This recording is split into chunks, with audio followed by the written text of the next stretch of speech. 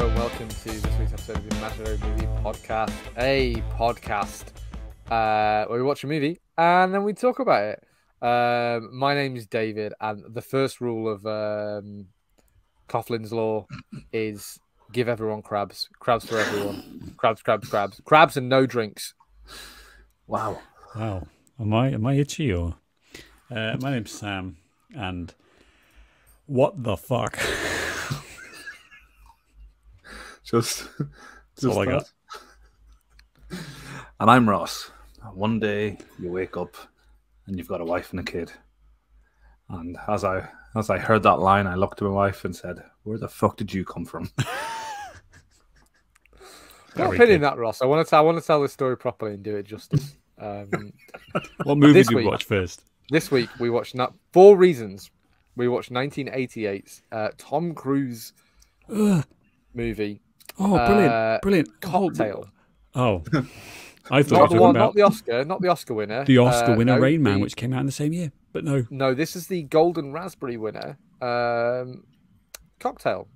Still an award. Still a the award for the worst movie of that year, Ross. Tom Cruise Still an becoming the only actor to win the Best Picture and the Razzie in the same year, which I think is an amazing achievement. And made loads of money doing both. So, what do we know? What do we know?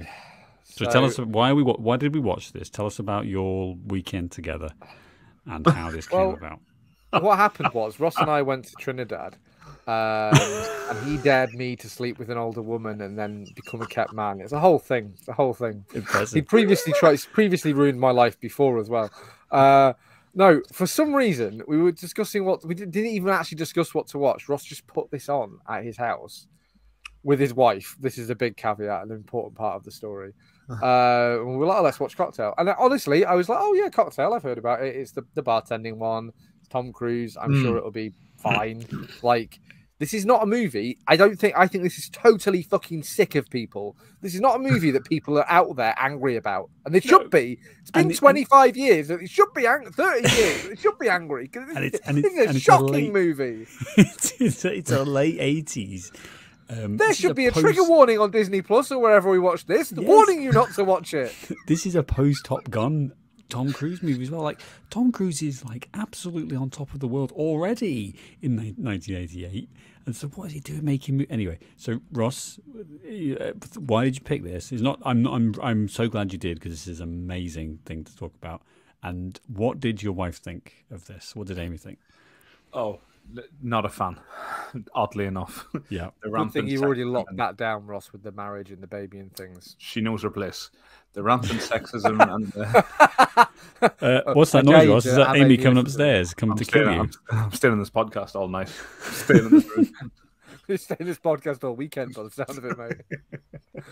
I'll tell you what it was, because like I said, me and Dave had a lovely romantic weekend together, and we were drinking beers, and thought I'd put something on the background. I was like, oh, I know. And because I saw Cocktail on Disney Plus a couple of times now, and I remember seeing some scenes. It's that age-old story, you see a couple of scenes and you try to, you're like, oh, I'll watch this now. But with Cocktail, I never actually saw the whole movie in its entirety, and I always only saw up until Tom Cruise and the other man, Coughlin, are working super well together as these flamboyant mixologists. I never saw past that bit. I never saw past when Tom Cruise punches him and they fall out. Yeah. Because the movie is somewhat, apart from that terrible dialogue, but it's somewhat sort of showy, intriguing to watch. Yeah. It catches the eye from a distance with the catches sound the eye. All right, Vaseline covered in. Listen, we'll get to you. We'll get to you. And then watching it, and I've said this before. Thank God, Dave and I were in the same room watching this, so we could laugh and joke about it. Oh God, this is terrible. This is woeful. Because I can imagine. My absolute highlight was, number one, how unimpressed Ross's wife was. Amy, bless her. That's just her face throughout the whole movie was like, like the whole movie, Yeah. quite Quite justifiably. right. Quite rightly. Quite Holy rightly, yeah. crap. I think she did eventually just go to bed. She was like, "I'm not Yep. really interested." She in did. She finishing tapped this. out. Yep. Well, Yeah. and But go the on. great moment is in the movie where the douchebag friend says, "Someday, you turn around and you've got a wife and kids," and then Ross sounds Number so one. next to his wife. He turned That to his wife accent. and went and did "Gah!" like that, and I couldn't stop laughing because Ross has got the comedic timing down, and the fact that Amy was even more unimpressed. Like, oh, Ross, this movie's terrible, and that joke is unacceptable. Like, not offended, just Yeah. bored of me. Well, I mean, she does. We get to talk to you like once a week if we're lucky, and so we we soak up all the Ross goodness. But Amy's got to live with you. She's every day, just having to do this. So maybe She's seen some shit. Yeah, yeah. She's got her own Vietnam going on. So you Literally and figuratively. yeah. So literally, so you guys are just talking about how much fun you had watching this together. It was a great time because watching a fun movie, a crap movie with someone, And beer. And beer. can be really fun.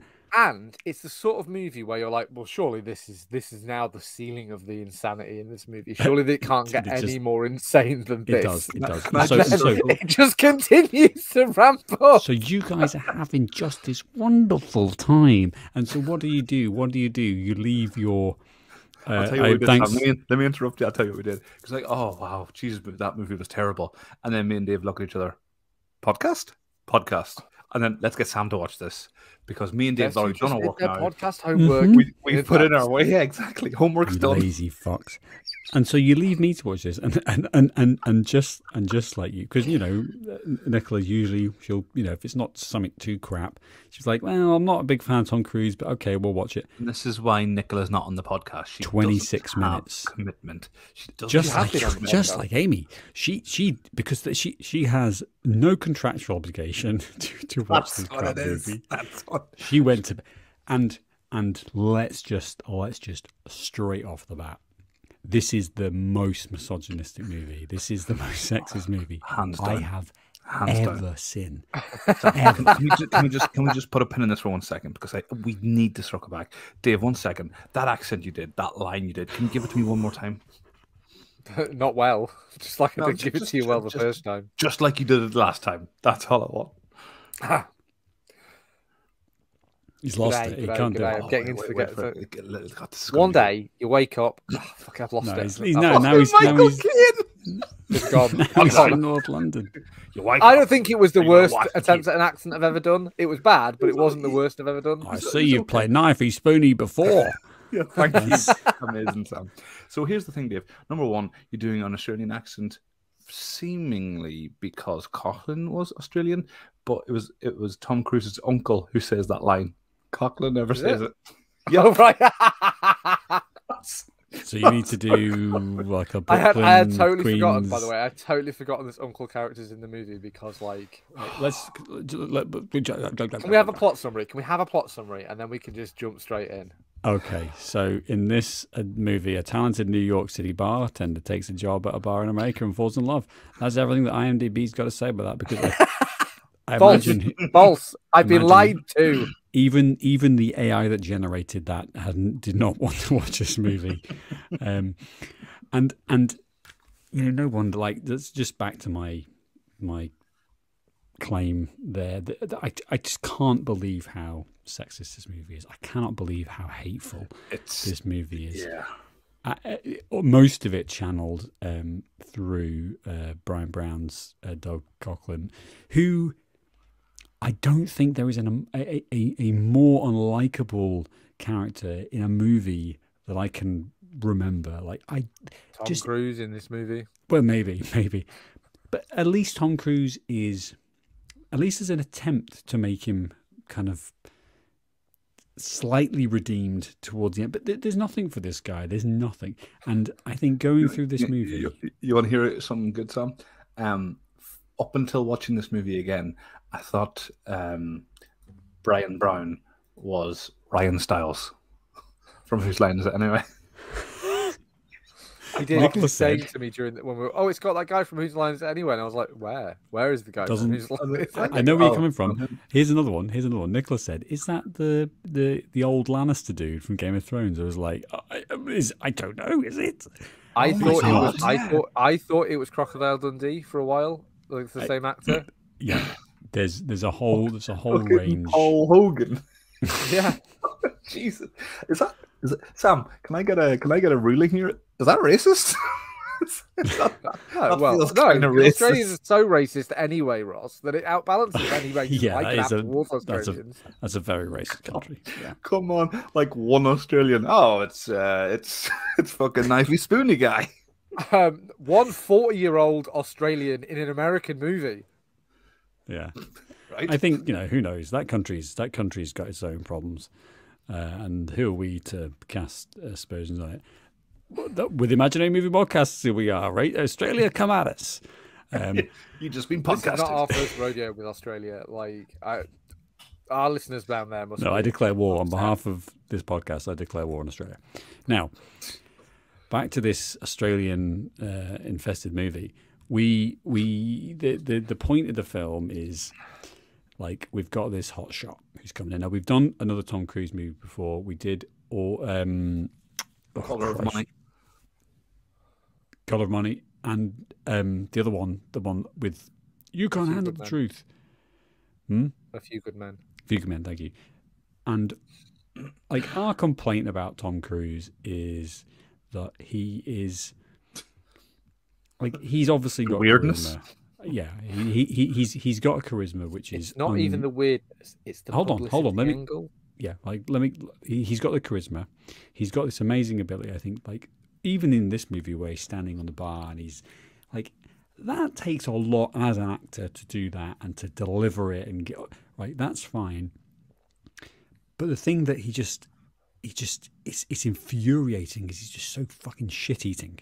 He's so shitty. The Scientology confidence is just dripping off him in a way that's quite like distracting.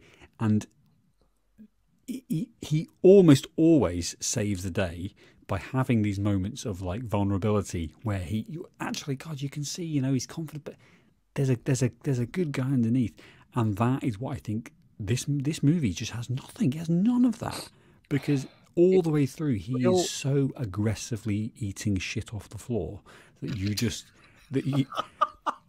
at no point are you like goes even deeper than that, Sam. Not only is like Tom Cruise, I don't think Tom Cruise is a particularly good actor. There, I've said it, right? He's bad in lots of things. I think he uses his star power to like, I think really negatively influence some of the movies he makes. Like, really famous example lately is The Rock and Vin Diesel and Jason Statham. They all have this like they have to punch each other an equal number of times. None of them can ever lose a fight to the other one because their precious male egos will be horribly offended. Tom Cruise had this in the 80s where he has to be fucking sex on legs, according to every woman in the movie. Like, that has to be a reality. Right, rewrite the movie, except I'm now the sexiest man in the entire world. And I just don't buy it. Tom Cruise isn't a bad-looking guy, but he's not like, say, look at that 5'4" guy over there with the goofy teeth. Oh my. Heels. Exactly. And in this movie Just again, standing it's on a like box. every woman he meets is like, oh my God, it's Tom Cruise. And I'm like, Yeah. with that hair and those teeth and that height, It's the teeth. this time of year, It's- look like entirely to your kitchen. Have you seen outside? Yeah, it is, and that's what I think. In the same year as Rain Man, post Top Gun, that's what this film is leaning on now. Tom Cruise wasn't, I don't think, the first choice. They brought him on board, and I think that is what led to a lot of the changes that we saw in this movie. Has he ever played a bad guy apart from in Tropic Thunder? Is he the bad guy in Tropic Thunder? That doesn't count, does it? That's not actually a movie that anyone should. No, but like that might be the only movie I could think of where Tom Cruise is poking fun at Tom Cruise. Like, and that might be the only example I can think of. I get off what the you're top of my head. saying. I don't know. I'd have to go back and explore some of his. Let's his go back, to the archives. Yeah, got you. his back catalogue. Archives. But a film where it works for him, I think Jerry Maguire is a pretty good movie where he basically just plays the same character, but he's a sports marketer. But he's an agent, so like that, it pulls off well. It does. I think like some of the Mission Impossible movies, he's got something he's bringing there, like, and a lot of doing stuff. In this movie, he's doing nothing. Well, he's what's the term? Certainly not fucking making any drinks. Yeah. Yeah. It's okay. Are we going to talk about this now? Because let's talk. Can we have like a bar thing? We've worked behind bars, Ross, yeah, right? I have to say. So we'll get to our bar experience in a second, Dave. But I'm just going to say this now. And again, some stereotypes are rooted in truth. But I'm telling you, if it was a bar in Ireland and some bellend got up to stand on top of the bar, hey, let me regale you with my poetry. Glass down. He's done. Yeah. He is done. We wouldn't even fucking step over him to get to the bar. You're out. You had your chance. You blew it. The premise of like, it's like everyone's like, hey, everyone, be quiet. I want to hear what this guy's got to say. No, pint of Guinness, unless that's £4.50, mate. I don't want to fucking hear it. Yeah, exactly. Yeah. I would like one of my friends, like, and this was at a wedding. He basically he ordered a whiskey and a still water, and unfortunately, it was a bar in England, and the guy didn't know that he was asking for still water, and so he was putting like he was using the gun, you know, like the gun they have behind the bar, and he's putting like soda water in it, and he goes, no. He says, from there. He goes, no, still water. He goes, yeah, still water. And my friend goes, no, still water. Yeah, it is. And he goes, right. He says, I'm going to drink that, and if it's not still water, he says, I'm throwing this glass at you. The guy's like, yeah, okay. Takes a sip. That's fucking soda! And then hurls the glass at him. And no one batted an eye at him because the guy should have known. He was warned 3 times. He had 3 chances to correct this. But I've not aggressive example. Let's talk about bars for a second, though. Sam. Hold on. I've not worked behind a bar, right? So I don't know. You don't say. Yeah, I don't know if he looks like he doesn't work behind a bar. Has never worked behind a bar, Ross. It's a bit elitist of you. I'm taking absolutely. Let me have a div. Your aggressive masculinity play there of working behind a bar doesn't really wash. I have no interest in speaking to fucking drunks. Like fuck that. And this movie underlines. No one does it out of fucking desire, Sam. It's because I liked money, and I liked having money more than not having money. Yeah, so I chose not to have money rather than work behind a bar. You idiots. You went to Disneyland on a school trip. Get fucked with no money. Let's do poverty war right now.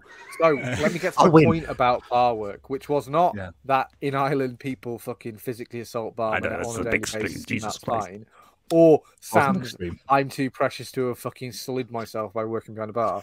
Now, this movie, like for the first half at least, it's about working behind a bar. It's about bar work. It's about bars. Guess what? Yep. I love a bar. I really do. I sometimes miss working behind a bar. I miss running a pub. And then I remember how horrible it was. And I think maybe that wasn't a good idea.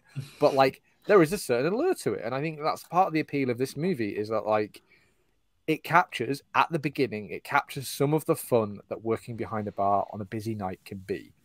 I'm not saying every night. I'm not saying that like it's the best job in the world. What I'm saying is that like there is a fun to working behind a bar. This movie captures in the beginning at the first bar when they're actually serving drinks and like especially on Tom Cruise can't the high energy and a camaraderie between your colleagues. Exactly, and the busyness of it and the gelling, and then the total fucking washout at the end of the night where like.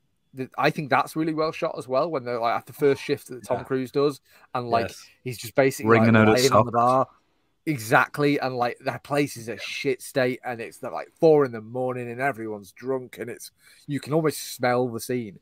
Like that, I thought actually like that really seems to come from a place that like somebody knew what they were talking about, and obviously the movie then doesn't really go into all the horrible aspects of working behind bars.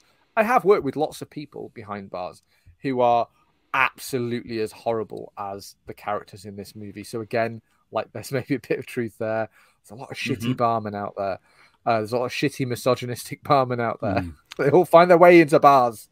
I'll just going to interject, and then Ross, I want to hear what you have to say about working behind a bar. But this was written. The screenplay is based on a book by Hayward Gould, who it's kind of autobiographical. He wrote the screenplay as well, and this is kind of his experience. Now, that's such an important point. I want to keep it in mind, because when we're thinking about what this fucking main character says and tell you does, about the autobiography that I'm writing. It's about the time where I like stopped a train with my bare hands, and like there's an orphanage on fire, and I jumped in, saved the kids by myself. Amazing! I can't wait. I totally made out with 2 women simultaneously. Went out with 2 women, not even had sex with 2 women. Went out with 2 women simultaneously. The self-congratulation, the Mary Sue-ness of this fucking movie.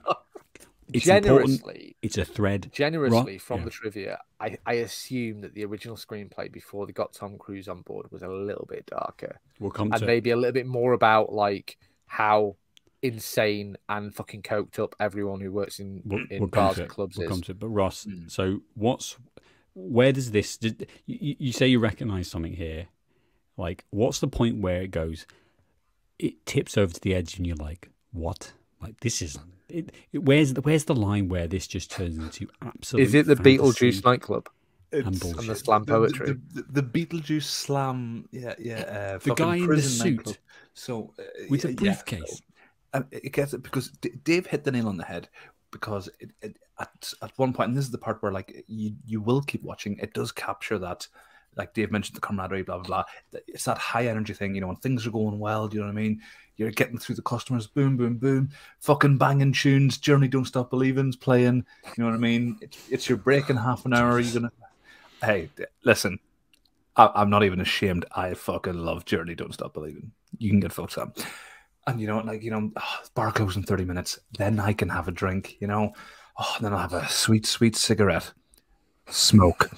but yes, the tipping point is then that, like, you know, this is the best bit as well. I'll tell you what's a good bit. It's like when the guy goes, "Hey," you know, they're doing some bar flaring, and like one of the customers goes, "Hey, you guys gotta come to my place." And like maybe that did happen in the 80s, but no one is going, these minimum wage guys, I gotta get them on my joint. Ross, you'll appreciate this. Do you know what it reminded me Fridays, of? No less. Do you know what it reminded me of? Except without any of the self-awareness. In the film Waiting, Justin Long's character has a moment where somebody he's serving at the table says, "Oh, we're looking for like smart young men at our place." Yeah. And Justin Long's like, "Oh yeah, these executives and maybe an entry-level position. This is great."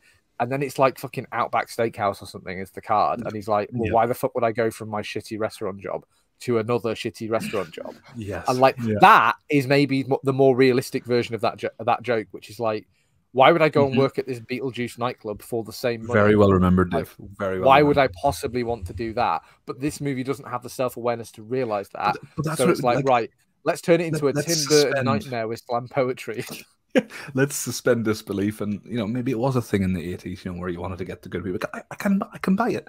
And then you go to this bar, and as accurately as Dave's described it, it's a Tim Burton, you know, Batman villain lair that they turned into a man cave. Poison Ivy waltzing out, doing some slam poetry with this fucking yuppie. Now, this is the thing. Some fucking guy, I don't know if he's part of the management staff. I don't know if he's just a customer. But this dude in a fucking suit in a nightclub. By the fucking way, the establishing shot is like these 3 tiers of balconies, right? All surrounding, huge. All surrounding this one bar, fucking staffed by Tom Cruise and Paul Hogan, not Paul Hogan. And basically, we're to believe these guys are all dancing stuff with drinks in their hand, and we're to believe like there's maybe 3 people at the bar. These guys aren't going to be fucking run off their feet. You will be fucking heaving, man. Absolutely. There's one way to explain. Let's all stop it. Just to get rid of all the booze and just have bottles of water behind the bar. And then I'm like, well, everyone's on drugs. Fantastic. That makes sense. Exactly. Yeah, exactly. So. And then hang on, and then they stopped this for this fucking this weeb in a fucking suit, who I'm assuming he works there. Otherwise, who's stopping the music? Do you know what I mean? So this guy can fucking talk. And can anyone hear him? Like, doesn't he have a microphone on? Like, what? But then, hang on, Sam. But if he does work there, what possessed Tom fucking Cruise to get up? Because I'd be thinking, if the owner of the place went on and did slam poetry, fair enough, it's his place, he can do what he wants. But then I've got a fucking bar staff of minimum age who fucking then stands up in my bar and then fucking takes the piss out of me. Get that cunt out of here. He's done. That's his last night. I hope he enjoyed that pint because it's his last. Get him out. And he's not. And we're not. It's an important conversation, isn't it? Of like, You're a barman. Your job is to sell drinks and make I money for me. I've I own the poured club. many's a drink. I've done the orgasm, the slippery. Oh, Shut I'm the gonna have fuck an. up. I'm gonna have an Can I just have a orgasm. bottle of San Miguel, Pain. please? Can I just have a bottle of San Miguel Right. in the glass? I want to talk about another movie just now. I want to talk about a movie that in my head. I'm trying to explain to I myself love how much Sam distasts this fucking movie. where is this movie coming from? Because Dave, you pointed out that Tom Cruise came in, and I think from what's been written and what's Haywood Gould said is that they had a movie, and then Tom Cruise comes in, and the movie goes whoop. It's also a Disney touchstone picture. This is a Disney movie in theory. Tom Cruise, a Disney princess? Is Paul Hogan a Disney princess? I love how we're just going to keep calling him Paul Hogan. It's Paul Hogan now. That's fine. But we've all seen the Christian Bale in American Psycho, right? Yeah. And that is the movie that, like, the guy in the suit, the yuppiness, the fucking dripping yuppiness, and also Who thinks he's got his finger on the pulse? the wide up to 25 hyper reality that we get to see in American Psycho. You know, Paul Allen, or look at his card, and all. Like, to me, these movies are in the same universe. They're in the same universe of, like, just up the road. Christian Bale is dismembering prostitutes, and you know, down the street here's Tom Cruise in this yuppie bar, and so in a lot of ways, like, I can see a film here where you've got this young kid who's fresh-faced, all-American hero coming off the bus from the army. He wants to make $1 million. He wants to follow the 80s American dream, and then he gets stuck in this rut of bartending, led by this misogynistic psychopath that Paul Hogan plays, and so I'm so sorry, Brian. And so what we're left with is, like, this kid's descent into following, Coughlin's horrible life, and he's an alcoholic, and he's a drug dealer. And two seconds. Right. And that happens all the way up until the point where now we're in fucking Jamaica. What? So this makes sense in my head. Oh, we're in the American Psycho universe, and then we go to Jamaica, and the movie. Where else would we be? The movie grabs a bunch of papers and just throws them in the air.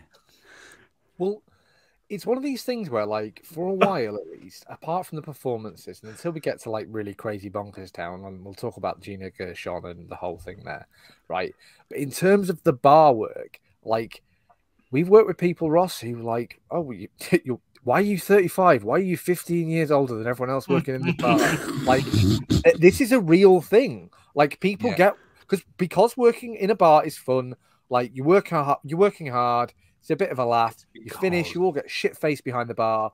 Or if you live in a city, you then go out to all the other bars that are open for bar staff to go to, right? And then you blink, and it's 10 years later, and you're still working in a bar. And again, we've worked with people, you know, not to name any names, because you could possibly remember after 15 years. But, you know, or people that we knew when we were working in bars. Those people you're describing, Dave. Well, yeah, exactly, and that's because being bar staff or being a barman, that's their personality.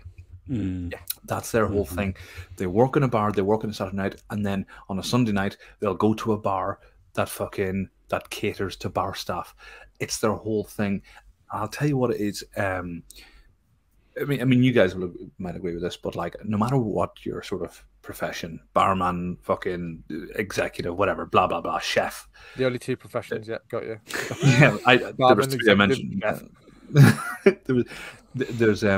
There's certain types of people who, like, the tiniest little bit of power they'll do, and then they'll eat that up, and so, like, bar staff get to tell people when they've had enough. They can go, no, not serving you, etc., etc. And for those people, that's the only kind of power they'll ever get to. So they'll hang on to it, and that's their person.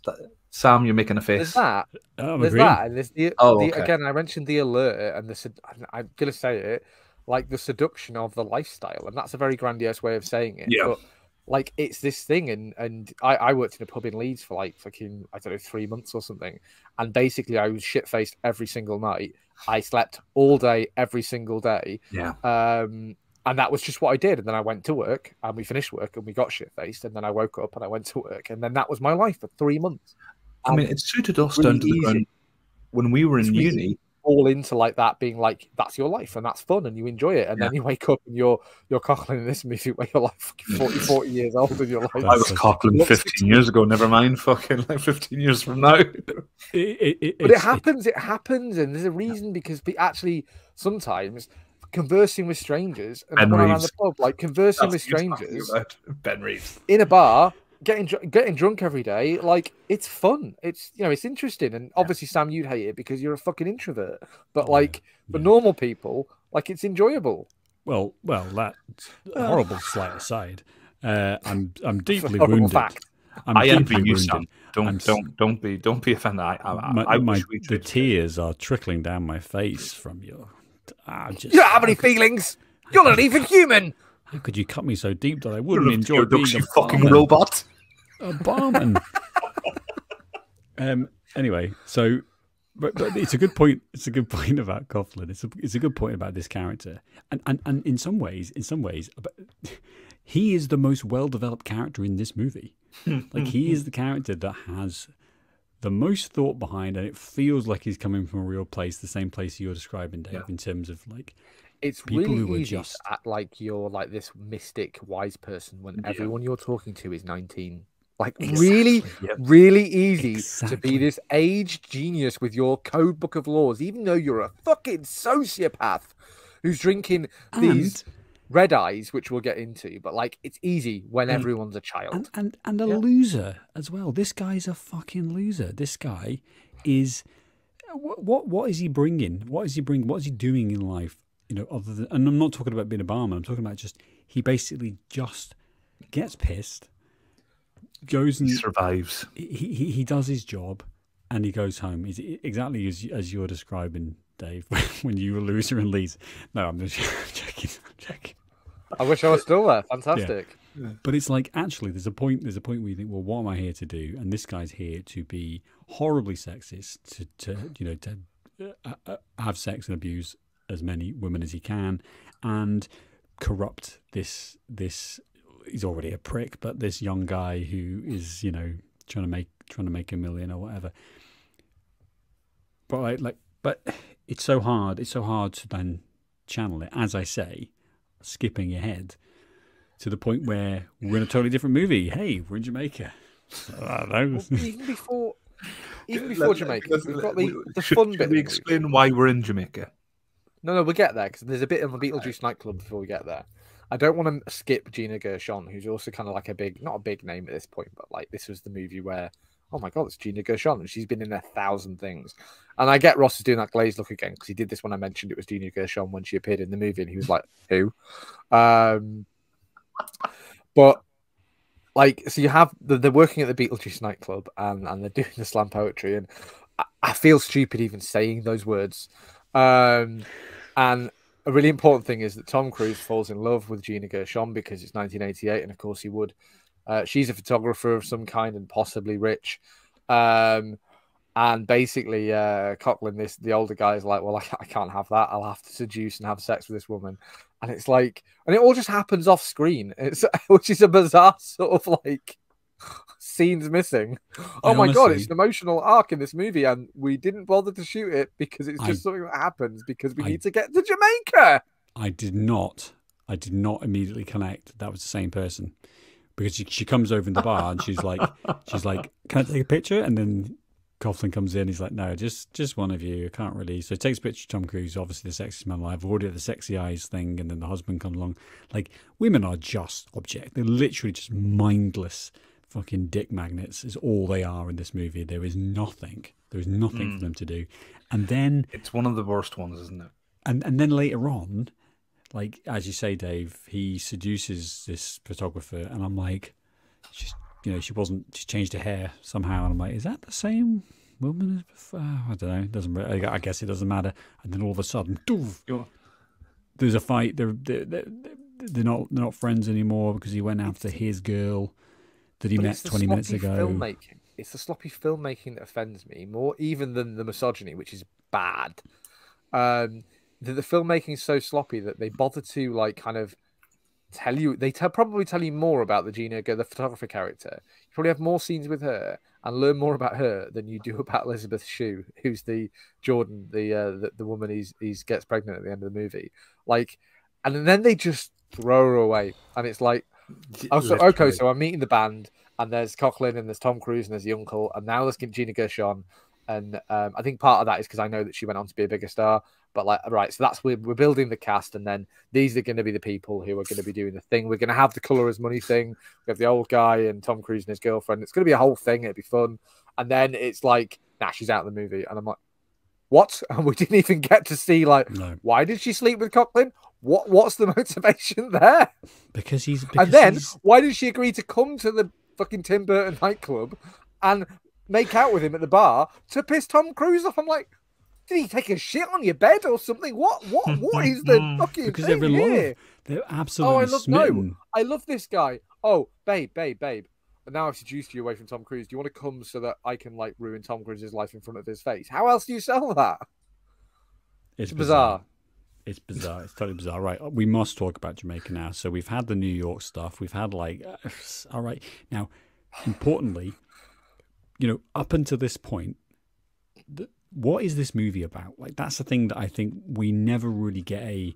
Can you sum up this movie in the elevator pitch style? Is it about the bar that he sets up at the end? Not really. Is it about the relationship between Coughlin and Tom Cruise's character? Like, maybe, but then he's not really in it very much in the second half. And so, is it a romance? And I think in the edit, that's what they're going for. Because when we're in Jamaica, Elizabeth Shue's there, and they spend, maybe 3 days with each other. Is it 3 days? Is it just a couple of hours? I think it's actually, it felt like a bit longer. It's not long enough though, is it? It's not long enough. We don't get to see enough of them developing as a couple. Like, he's gone to escape New York. He's gone to try. No. They set this up in the movie. So when Coughlin and Tom Cruise are talking about opening their own place, which everyone who's ever worked behind a bar has had this conversation. Mm-hmm. We should open our own bar. It'll be called X, Y, and Z, and it will be fantastic because we're amazing, basically. And they have this conversation. Tom Cruise says, I think we could do this for 75 grand. And here's the most insane thing. It's like, we can use our amazing bartending skills. We can go and work our summers in Jamaica, earning $400 to $500 a day. And I'm like, what are the economics of this? And then come back to New York in the winter and then save money that way. So that's kind of the implied way that Tom Cruise saves the money. And Tom Cruise says that he thinks if they live frugally and they work all year round doing this, that, and the other, they can, between the two of them, save up 75 grand in 3 years. Save up 75 grand in 3 years. And he's working at a sandals resort, which maybe is cool in the 80s. I don't know. Maybe it's less cool. That's a pretty sweet fucking gig. Tipped at an all-inclusive resort because no one will have cash. Exactly. How are you getting tips where no one's bringing money because they've already paid? I mean, there's the economics of this is just the economics of bartending have changed since the 80s. Apparently, we came too late, Ross. I don't know if because it's 50 years later that means like that 75 grand is more achievable now or more achievable in the 80s. I don't understand. Like £300,000 is not ridiculous, It's a lot. It's a lot. But considering how like the working conditions now are fucking terrible compared to the 80s, that's why I'm trying to think. I don't know which is more achievable, 300k now or 75k in the 80s. Either way, living quote unquote frugally, it ain't gonna fucking cut it in 3 years. No, the implication, I suppose, is that Tom Cruise doesn't have an abode in Jamaica. He just sleeps in different women's hotel rooms every night. So I suppose he's saving money on that. Pretty much. But then he goes. But then he does go to Jamaica to escape from Scotland, doesn't he? He goes there to be like, I'm done with you. I'm gone. Which, by the way, was his ex-girlfriend's idea, the one who cheated on him. Yeah. He's like, oh, Again, might as well go because through we with spent it. fucking 30 minutes of the movie setting Gina Gershon up as a character, and then we just set fire to her and throw her out the movie. This is such shit filmmaking, because it's like you kind of all the best. You dropped her off at the hospital after movies, she OD'd. That's what happened. Exactly. All the best movies, they know what the plot is before they fucking shoot it. And this movie obviously had no idea what they were doing, or what they wanted to say, or what they wanted to show you. All they did, and they destroyed it in the edit. Or they couldn't bring it. This is my contention, which we'll come to later. But like, I think the edit is the problem here, and that's where like. And I want to get into it now. I want to get into this relationship between Cruise and Elizabeth Shue, because this is the point where you think, okay, rather grandiose term, really, for having sex once. Yeah, but this is the point where I start to like, where Elizabeth Shue. Oh, the one who can't cry. Yeah, or is that the older one? No, that's the one who gets pregnant at the end. This is the point where I'm like, okay, so this is what you're doing, movie. This is what this movie's about. So we've had the bartending. 56 minutes of the movie. Yeah, we've had the bartending stuff. We've had the bromance. We've had the fallout. We've had now he's escaping to Jamaica, and what's he going to learn? Is he going to learn that actually opening a bar is more difficult than he thought, or is it about I'm going to make a real connection? I'm going to reject this lifestyle that I've lived. Again, I'm trying to like I'm trying, movie. I'm doing my best for you. Meet me halfway here. I'm trying. Give me a title card, please. To develop a narrative for you. Please. Like, and so we get to this point where they're in love and they're having a great time, and she's topless in the water, and it's fucking brilliant. You know, a Disney movie, it's great. And so all of this is happening. Sounds like, yeah, she's topless in the water, and that's fantastic. That sounded really aggressive for you, Sam, as well, by the way. Like, normally if me or David would have said it, like, oh, that's a misunderstanding. Oh, they're horny and weird, it's fine. Yeah, this sounded really predatory. Those are nice ones, Sam. Do you not understand our personas on the podcast? Yeah, Those are nice ones. We're all having a good time. I'm the intellectual. You're the friend everyone tells their mum they've gone to the shut up house. close to the microphone? Shit. Oh, I'm definitely going to Sam's house. I wouldn't be spending time with that Ross. No one likes Ross, but Sam. Sam's trustworthy. He's fine. Yeah, I'm the sensible one. That's right. The voice of reason. If you listen to my brothers, this is also an lies. Madness. Yeah, Jesus, Ross. This is an important part of the movie, and so this is the point where this is the point where the movie's. Sam hates this. It's so because like Dave says, hold on, Dave. The tasteful like pool sex, we've had that. We've had all the cool like sitting around having really deep conversations like you do when you're 19 about the bits on the end of shoelaces, aglets, flugelhorns. No, that's a made-up word, Ross. That's a made-up word that this movie all made words up. are made up, Dave. That's a fact. All words. No, but this is specifically a false made-up word that this movie invented, and has then become a word we use because this movie said it. No way. And anyway, they're talking about that, and we do all of that, and we do all of that, and the movie's like, right, so how can I set fire to this just immediately? Watch out, we've got to really put our foot on the gas. Watch out, Northern Mexico, because here comes another fucking asteroid. It's Paul Hogan again. No, it's Mel Gibson. It's Mel Gibson. It's I can't think of a single. It's one of the Hemsworth brothers. There we go. Thanks. And he's back. He's back in pog form, and it's just like okay. And, so like, let's just address that, right? So if I'd fucked you over, right? So you're in love with this girl. I'm your best mate, right? And we're going to open a bar together. We're the hottest flair tenders in the whole of New York. We are getting invitations from Tim Burton's nightclub. We're getting invitations from fucking some other weird goth arsehole nightclub. Like, we're getting all of it, right? And then he fucks you over. He sleeps with your girlfriend. He arranges this fucking pageantry to literally rub your face in it, right? He's like, smell my fingers, yeah, Gina Gershon, great, right? And then you've run away to a different country to escape this, right? Stop. And Cut that. and he follows you. And what welcome is this guy expecting? What situation are you expecting where this guy isn't just grabbing the nearest sharp object and trying to end your miserable life? Let me tell you my other theory, my other ongoing theory about what the fuck this movie is about. Sam with the fucking like There's a red string on yarn on a Sylvia string map thing. Yeah, I've just rubbed that room. Let me tell you a story. Right, this is me writing on a whiteboard. And can we talk about Jamaica, guys? Can we please talk about Jamaica?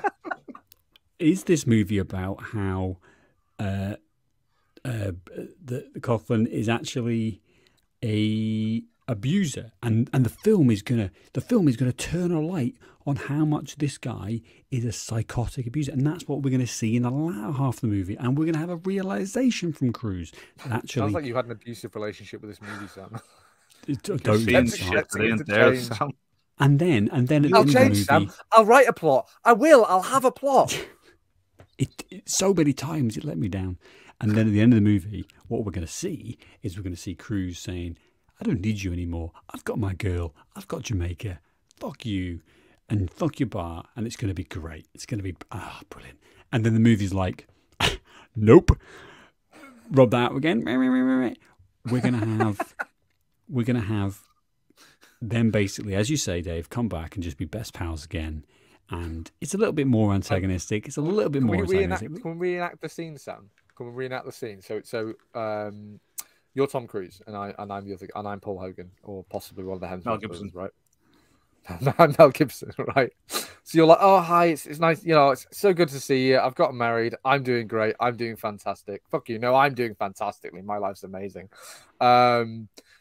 Oh, you've met this woman. Great. So you've met this woman. So you need to talk here sometime, Sam. You've met this woman, right? So who am I? You're Tom Cruise, right? I'm Tom Cruise. Oh, so you've met this woman, Tom Cruise. You sound really happy. Yeah. Everything going well. I'm fantastic. I'm Tom fantastic. Cruise. I'm fantastic. I'm more fantastic than I want the accent, Dave. If you don't give me the accent, I'm not. How can I work against? I need. G'day, mate. G'day. Say, Tom Cruise. See that? That's exceptionally that wallaby bad. over there. That older wallaby over there. Doing Michael Caine. I can't fucking help it. Can I do Coughlin? Anyway, I say no. I'm Coughlin. You're Tom Cruise, right? And I'm saying, right. So, things seem to be going really well for you. Bet you can't shag that woman over there. Bet you can't. I bet you can't. You fucking loser. Hey. I could, but I'm married. I bet you can't. Hey, my name's Tom Cruise. Are you suggesting that I can't? That I am such a small man who cannot possibly have any other value than falling for your bait? As literally they say later on in this movie, hey, when a guy lays something down, you got to do it. Do you? Did you call me a chicken? No, Tom Cruise, actually, because we're all adults here, and you shouldn't feel the need to prove your masculinity to me. If Coughlin jumped off a cliff, would you? How old are we talking?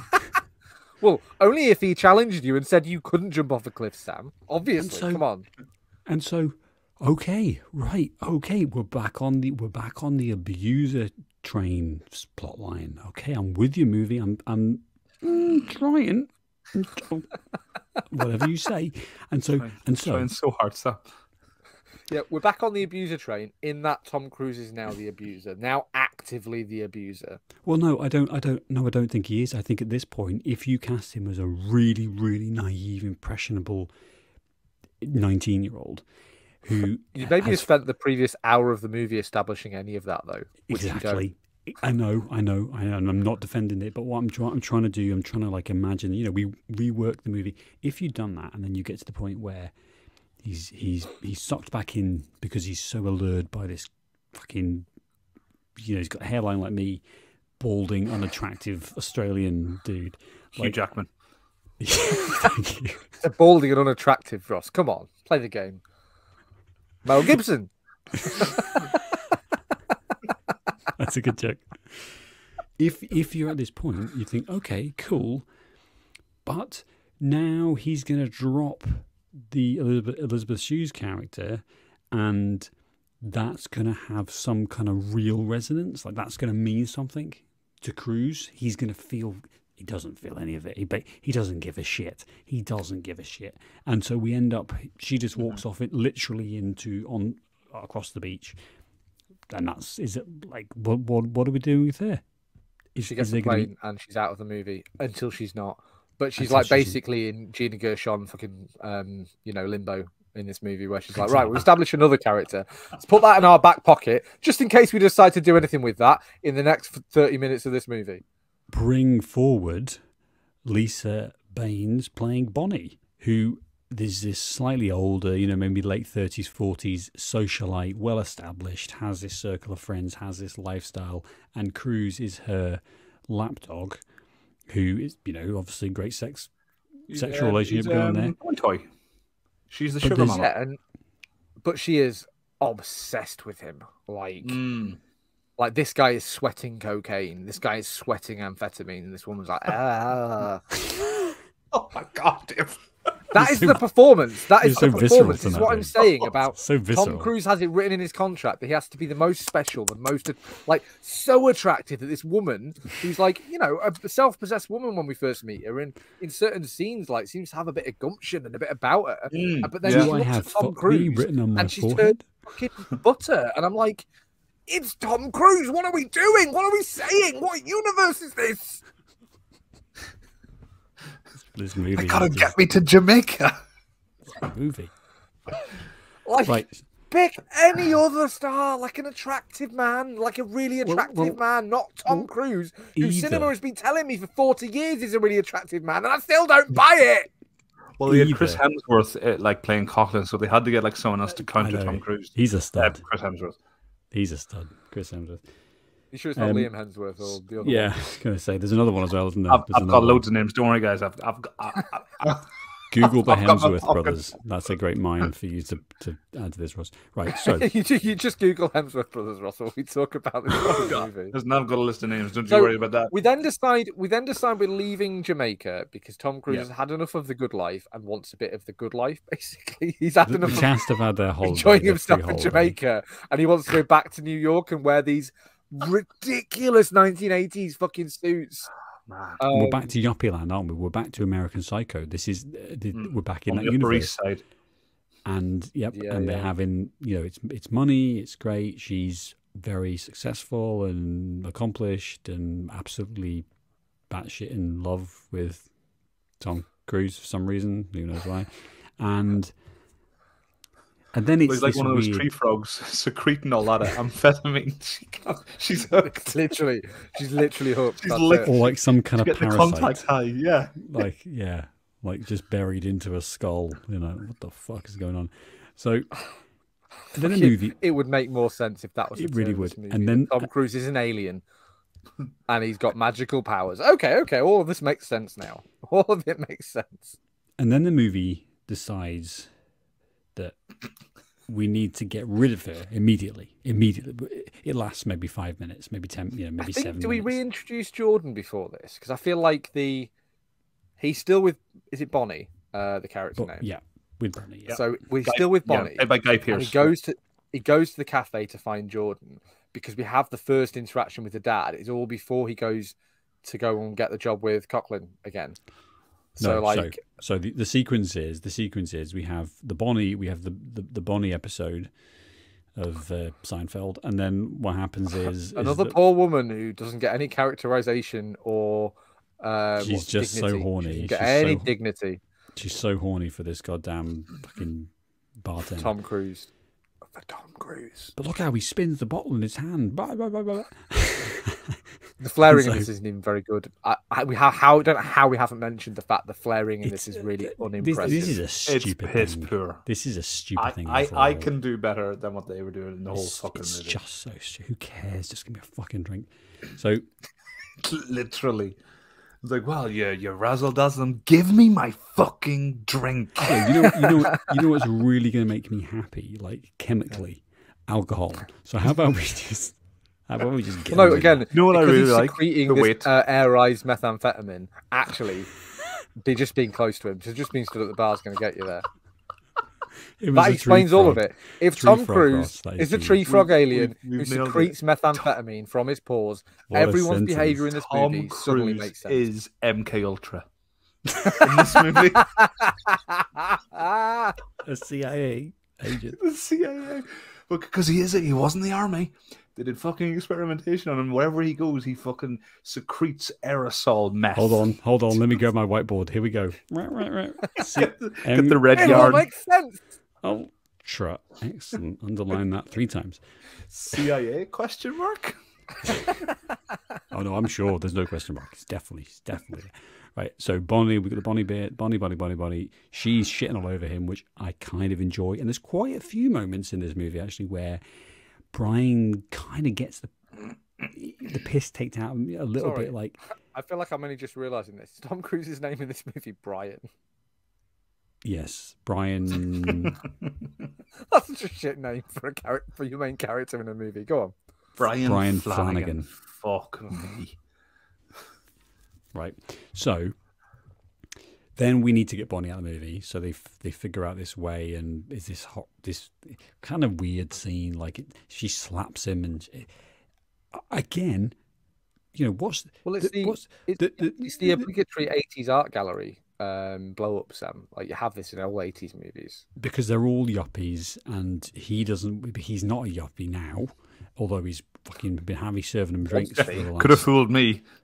Yeah, and then Dave, as you say, he wants to try and get back with Elizabeth Shue. He realizes that he was a dick in the way that abusive men do, because he's manipulated one woman. He realizes that he needs a new meal ticket, and so he goes. he goes to an old meal ticket because that'll be easier.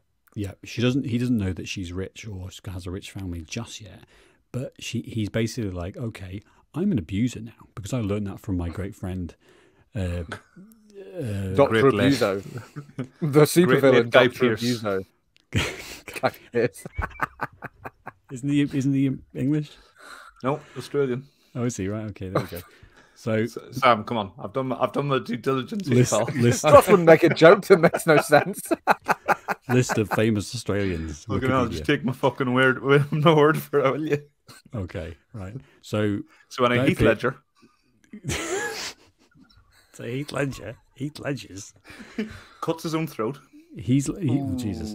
Again, actually, Ross, I mean, this sounds like a better movie. Nailed it. Well, that happens. Let's not forget that happens. Right. So we get the point where I know this movie is just absolutely destroying me. We get to the point where he's now back on the train trying to get Elizabeth's shoes, you know, whatever the hell he wants from her. Who knows, really? Yeah. I'm not sure he knows. He's an abusive. He's an abuser, so he's doing his thing. And then it turns out that she is pregnant, and this is bing bing bing movie trope. This is just such a completely unbelievable turn for this movie. Like, it's abortions were still legal in 1988, Elizabeth Shue. Like, the world hadn't quite ended. You could get an abortion in America at this time. But this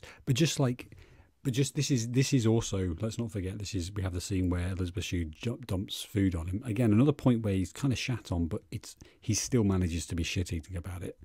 You know, I wish I hadn't ordered the soup or whatever it is. He's stupid mind, he says. But the fact that she's pregnant, again, it comes out of nowhere. And you were saying all the way through, Dave, "Oh, wait for it."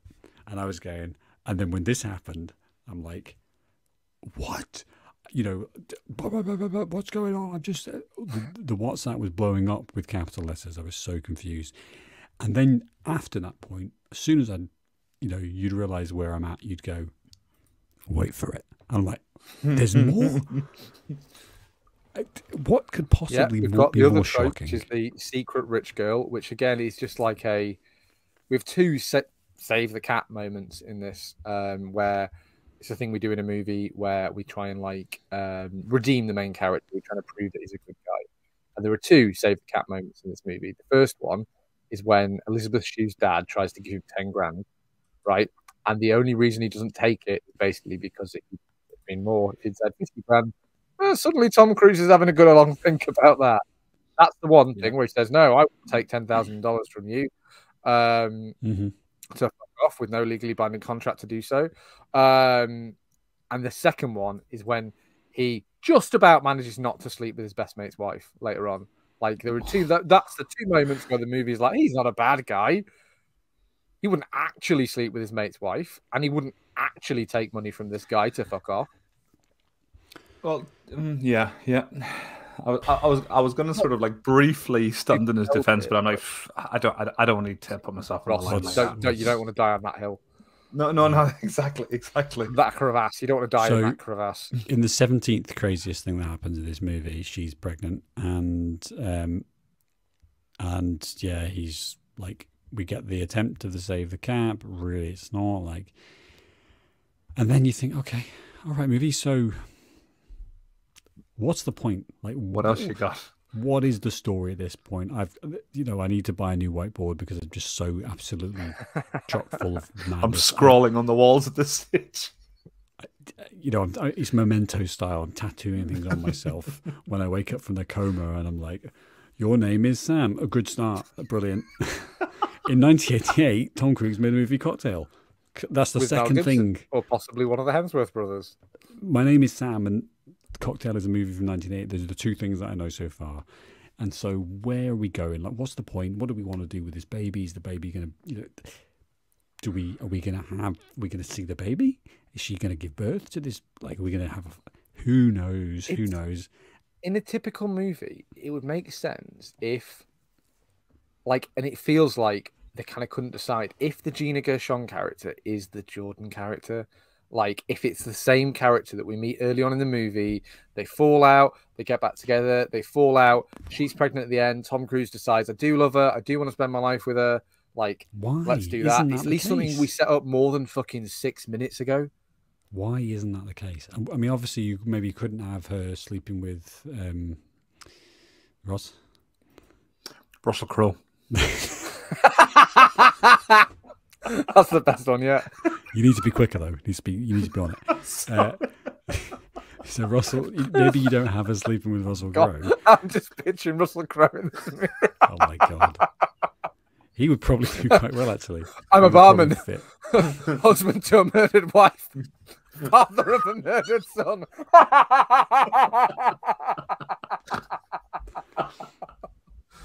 Oh, well done. Brilliant. Sorry. So, yeah, again, this movie is not us speechless. And what happens next? What happens next in this absolute? Oh no, I'm going to tell you, Dave. You could have to speak. I've got this covered. Because you know when the meteor came down and took out all the dinosaurs. Unfortunately, it's happened again, and here comes another even bigger meteor, and this time. Our favourite Australian, Ross, I'm giving you some time to prep here. Heath Ledger. That's a duplicate. I'm disappointed. Oh, Heath I'm sorry. Ledger. Liam Hemsworth. Okay, that's fine. Hugo Weaving. Good, better. Elrond appears, and except this time he appears to have like actually done it. He's got a wife. He's got the same wife. Club. He's got the club. He seems to have achieved the thing that Tom Cruise has been trying to do. Now that's fine. Tom Cruise is going cap in hand to him, isn't he? He's got like the bet bottle of brandy, and he's like, "Mate, I need a job. I'm a loser." Like he's ready to just... 13. Because he challenged it. He challenged him and said, I bet you can't keep it going with this woman with Bonnie. I bet you can't do it. And he says, yeah, I fucking can because I don't know, toxic masculinity, I guess. And so he comes and says, you were right, I can't do it. And this girl's pregnant and blah blah blah blah blah blah blah. But again, what's the fucking lesson, movie? What do you want me to come away with this? Is that okay? So Coughlin's a successful guy now, and they kind of string that along for a little bit, and then it ends up that he's blew it all gambling. Or no, it's On the stock It market. seems quite Yeah. poorly explained that his nightclub isn't doing very well, and he invested on the stock market because he thought he was clever, but actually he wasn't clever. He seems to be running the most successful bar in all of Manhattan, and yet, like isn't. the thing is, he's letting on like he's fucking ruined. He's just spending as much as he's taking in. Here's an idea: stop buying cocaine. Number one, that'll save you a fair bit. Suddenly, you're a billionaire. You know what I mean? Number two, maybe sell the boat. Maybe you don't need that fucking yacht out the back of your bar. Maybe Well, just sell the bar, shut the The bar most down. important thing is that we have yet another really, really poorly served female character in this movie. In his wife, someone pick up a name or a character name or something, so Kelly I sound Lynch slightly less plays misogynistic. Kerry. Kelly Yeah. Lynch, right? And her type is, man hungry, because Tom Cruise takes her home because Coughlin's drunk, and she's like, basically, she's laying on so thick. No woman has ever so aggressively pursued a man This is a male as she is fantasy, doing in this isn't it? scene to Tom Cruise. This is a male fantasy of what? And it is, and that is all the characterization she gets. And then she's like, "Oh, so you're not even gonna fuck me?" Basically, is she Australian in this movie, or am I just imagining that? I think she might be. Okay, think I'll she do might be. Your accent's Fucking all dude. over the place. My brain has No. just detached itself from the rest of me because this movie Kelly is Lynch just shaking isn't. it loose. She's from Minnesota, But- yeah. But it's But- exactly. Go on. It's just like the lack of characterization is one thing, but it's also a really like it paints this woman as kind of a horrible shithead. Like, yes, you're married to the most abusive Batman villain who ever sexually assaulted anyone, but at the same time, even when they're in He'd is make it a good Tobago fucking Riddler, or wouldn't he? Jamaica they're in, even when you're in Jamaica, like she's an arsehole. She's flirting with everyone. She's like, She goes up and eyeing up kisses. every guy around, and it's kind of like would it kill them to have this woman be a bit like naive, a bit more of an ingenue and a bit more like this guy's taking advantage of her, but it needs to, for some reason, somehow it feels the need to make her into be an absolute monster to maybe like redeem Ross. Sam Worthington. Sam Worthington in this movie to make him seem like less of a prick, to fucking like soften the not soften the blow, but like to make the suicide note more impactful that we read in the flat later. See, I don't know. I didn't get that she was like an overtly sort of like flirtatious or sort of like man-eating sort of thing. Like, I think it was just, at least I took it was just someone who's like comfortable in their own skin. Like, yeah, she kissed Tom. Like, that kiss was a bit long, but like, I didn't think she was. Other than that, I didn't think she was flirting with anyone or anything like that. Like, people, peck on the cheeks. Some people kiss on the lips. Yeah. I just think the movie's Some maybe people like the say, way it's "You shot doggy." as well. Right, Sam? You're not even going to fuck me? Like, that's basically what. She pretty much says that. in That's this the scene. one. Yeah. That's the one where Ross is like, I think she's maybe hitting on Tom Cruise. How did you ever get married, Ross? Honestly, that would. You made me just move in one day. if You were it was like, me, like, why what are are you you trying to still here? say? This is weird. God, will you just spit it out? I'm not a mind reader. She's standing there in a wedding dress, you're in a suit, and you're like, I'm not What do getting you it. Are you want? into me or what? What Is do this you some even sort of, want? come on, Amy? Do you even know? Do you even know what you want? God, bloody women, hey, never clear. So anyway, So can we you've talk touched about on. the suicide? You've Can we touched. talk about the suicide? This is the most insane thing I think this is the most insane story turn I've ever seen in a movie. Like, I don't think there's anything that comes out of nowhere. It's so at once inconsequential. No, but also- visceral. It's this guy breaks a bottle and he has the forethought, by the way, to write a suicide note. Like, he writes a suicide note, And he was presumably pissed, places by the it way, in a cupboard, and it was really in well a written. cupboard close to the ceiling because of that arterial spread when he slices his throat open with a broken brandy bottle. Like, and then they show you that. That was such a graphic, still, and like you could have easily gotten away with way less blood. You know what I mean? Close his eyes, maybe. You know what I mean? And you have a little gash in his throat. Oh no, he killed himself. They went He threw fucking himself off the full boat. tilt. He hung himself. Yeah. You can just show the feet, or you can The just feet, show the fucking yeah, top of the yeah. rope. They Like, went there's full loads of ways of doing on. this in this quite light-hearted movie. Otherwise, He could have poisoned without himself. having this guy slashing his own throat with a fucking bottle. It What? was fucking... Right, okay. So there's And two... the choice to do that.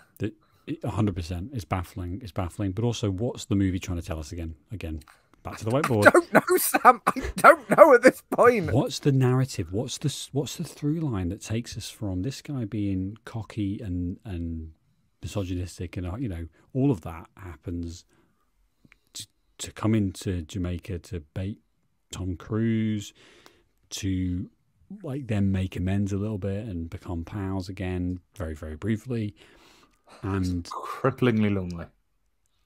But the movie is not giving us any of that. We don't get anything. The only thing we get is I'm now poor. I don't have any money. So there isn't like a point where the movie tries to tries to pay off what it set up, which is an important thing in filmmaking. Is that if this guy basically said, you know what, Tom Cruise, if I'm not a millionaire by next year, I'll kill myself. Yeah. But he seriously though, he could have had a point. We could have had a point where we get a moment of, don't be like me. Like, I'm a fucking loser. Yeah, look, I've got this bar, I've got this wife, but I'm deeply unhappy because of the life that I have led, because of the misogyny. I've abused women, I've abused myself. I've not, you need to get out. You need to get out of this life, which is what he tries to do when he goes to Jamaica. And I pulled you back in. I'm sorry for that. Go and find your girlfriend, your pregnant girlfriend. Tell her that you're going to commit. Tell her that you can do it and that you can be the man that I wasn't, right? You can do all of these things. Problem is, and this is just an amazing fact, is this suicide happens with 12 minutes left to go. It comes out of nowhere, and basically you're reeling. You're like, oh my god, what has happened? What is happening? What is going on? What the fuck? I'm surprised this boat didn't sink because of the amount of fucking blood that came out of this guy. Right, 3.5 minutes of credits. Process that, and then it's Tom Cruise sitting down reading this fucking 14-page letter about how, oh mate, I wasn't really happy. Back. Really? Were you not happy? I hadn't got that. like the thing, it's just a staggering moment in the movie, and it just makes no sense. It makes no sense thematically, as we discussed, but it also just makes sense from the point of fucking do this earlier. Do this way earlier so that we actually have enough time. You need to establish the fact that this guy is the sort of person who, if the chips were down, he would kill himself in such a manner that if it was a murder, the papers would describe it as brutal. Mm-hmm. Like, do you know what I mean? Like, that's not taking a few pills and going to sleep. That's not fucking a short drop. It's such an unproportionate response to what is happening in the movie. That, like you said, is not set up where this guy is the most chilled out, the most like happy in his fucking sleazy life. He hasn't had a cancer diagnosis. He's not dying. He's not about to be killed by the mob. Like, his wife doesn't even seem to particularly like him anyway. So what's he bothered about having spent all of her money? It just seems like the script said that Tom Cruise needs to be sad. How can he be sad? His friend can kill himself. Right, let's storyboard that. We'll send that to the creeps downstairs and they can just do that and we'll greenlight whatever. And then so we can have this scene with the letter. By the way, you could have had this scene through a fucking prison phone. Yeah, anything. And again, we've established it does make sense from what we're presented. It does make sense with what we're not presented, which is some kind of redemption arc. At least that's in keeping with the rest of the movie, that this doesn't make sense, because nothing else in this movie makes sense. But then we have 12 minutes. 12 minutes. No one's fucking made a drink in 45 minutes, by the way. Yeah. We've got 12 minutes, 3 of which are credits, to wrap up this fucking movie, to get us out of this, and to get us to the point where Tom Cruise and Elizabeth Shue are happy, or there's a lesson. Does anyone learn a lesson? Does anyone learn anything? Like, what is the end point? We've had all of this set up, And what is the payoff going to be? We've got this rich dad who, as you say, tries to like buy off Tom Cruise and say, "Get out of my life." I mean, I don't know if I'm just getting old, but this guy is absolutely 100% correct, and to the point where listen, daughter. I don't. Yes. I think this guy is 100% as misogynistic as any character in this movie. I think maybe take a step back, maybe be like, maybe I should let my daughter make some of her own decisions. No, be supportive. No. What can I do? Don't fucking like. No, I think this guy is a grade A scumbag. Of course he is, because it's a terrible movie. But the point of, should I just stand by while this fucking loser bartender is going to come in and pretend like he's going to do it? Like, fucking no, you're going to do something to say, actually, that's not acceptable. That's not acceptable. And you have to understand, son, that you have responsibility here, and I'm not just going to stand by and let you do that. Like, except he doesn't do that, Sam. He gets his giant fucking penis checkbook out. I know, yeah. I know. Which is not like, it's not a solution to any problem. In his mind, what I'm going to do, buddy, is I'm not going to talk to my daughter. I'm not going to give her any advice about life. I'm not going to advise her to have nothing to do with you ever again because you're a fucking loser, abusive piece of shit. I'm not going to ask you politely to leave my house and not come back. What I'm going to do is I'm going to try and bribe you, because that's how men solve problems, right? They bribe each other. And then I'm going to instruct my doorman to not let you upstairs, and that will solve the problem. I think the argument could be made, though, Dave, is that, he's not winning Father of the Year, but I think in his mind, Tom Cruise's character is such a piece of shit where talking to him on a basic human level ain't going to get through to a sociopath like him. What he will understand is money, and he's willing to part with money so that his daughter doesn't experience that pain long term. Absolutely, Ross. And you can make an argument that comes from a good place. Until the point in the end of this movie where this guy basically says, if you leave with this man, I never fucking want to see you again. You're dead to me. I'll never think about you or talk to you ever again. And you're like, maybe actually that robs him of any sort of moral high ground. Because actually, what he wants to do is control his daughter. This is a stupid point to get into an argument about. No, I'm not. We're not arguing. What I'm saying is, though, that his motivation is clear. And I think in my whiteboard version of this movie is like he wants to. So again, what's the lesson? What's the theme here? Is that this guy's a fucking loser, and stay away from him because you're going to ruin your life. You've got this baby, which is not ideal, but okay, we can make it work. And yes, he needs to have, having a father's important for the twins that will come to. and so, like, I just think that it's so underwritten that you have to fill in the blanks for this. And yes, he obviously doesn't make the right choice, but there's nothing there because we get to see him twice.